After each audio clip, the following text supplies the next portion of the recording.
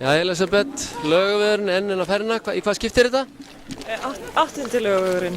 8. Laugavegurinn, einhverjar pælingar bætingar eða hvað er planið núna?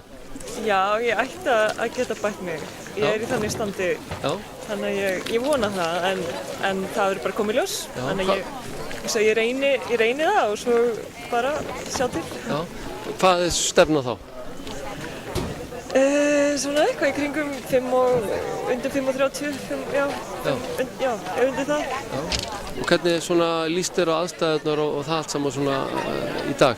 Það er alltaf frábært veður akkurat núna, sem er mjög gott, en svo ef veðurspáin segir að það eigi að versna svona og upp úr hádegi og það verði mótvindur, frekar stífur mótvindur og svona él og skúrir á okkur alveg fram til degi, þannig að fólk má ekki vanmeta það. Hvað ertu búin að gera svona í undirbúningnum? Eitthvað sama og vanalega eða eitthvað öðruvísi eða hvað? Svona, jú, ég gæti gefið mér aðeins lengri tíma til að æfa fyrir Laugaveginn og hvíla fyrir Laugaveginn. Ég hef ekki gert það til dæmis í fyrra, þá var þetta ekki svona markvörðsundirbúningur fyrir Laugaveginn. Og svo gisti ég í Hrauneyjum og það var mjög gott. Þannig að maður svaf aðeins lengur. Herru, bara takk fyrir þetta og gangi þér vel.